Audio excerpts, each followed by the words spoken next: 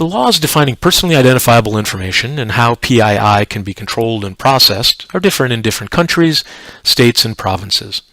And unfortunately, there's not much legal precedent for how these laws are to be interpreted.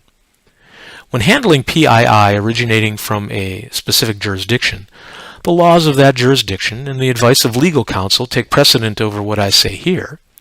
But since you continually handle PII and there is no single clear set of laws, here's a practical guide for how you should define, control, and process PII. So what is PII? Information identifying one's private persona is PII. An example is one's home address. Pretty obvious. But as a surprise to many, information identifying one's business persona is also PII, information like corporate email address. It is also possible that information identifying a device can be considered PII if there is a strong association between the device and the user of that device. And finally, reaching into the area of statistics, PII might consist of multiple pieces of data where no one piece uniquely identifies a person, but taken all together, they have a high enough statistical probability of identifying a person. For example, there is a surprisingly high probability that no one but you has the same birth date, birth year, postal code, and gender. Regular PII includes contact information.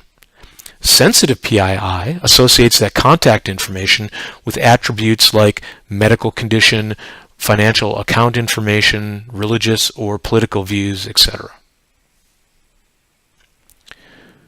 Responsibilities for data privacy are not because of business relationships. Even if a customer's purchasing department or legal department doesn't show concern over how you handle the PII of their employees, laws require you to accept the same data privacy responsibilities for their employees as companies who show greater concern. This is the case even if the customer says otherwise. For example, if a customer says it is okay to use their employees' PII in a product demo, data privacy laws say it is not unless it is done legally.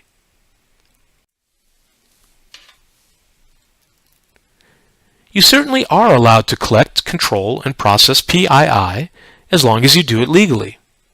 So how can you legally process PII? The following are all requirements. You must state to the individual what PII you want to collect about them, and why you are collecting it, and what you will do with their PII. That is also known as the stated purpose.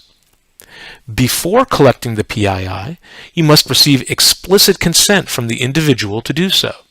That is, you must assume the individual will not allow the collection and only collect if they allow it, not the other way around.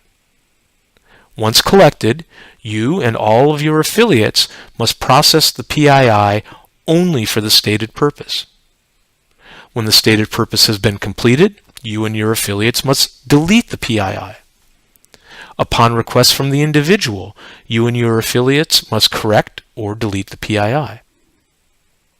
If the PII is sensitive, you must encrypt it at rest and in transit, that is, while stored and while transferred.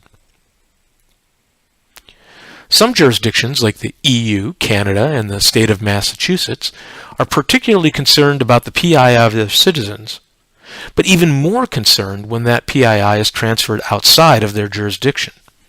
In these cases, you usually have to provide a customer from that jurisdiction additional assurances that you will keep that information private after it has crossed that jurisdictional boundary.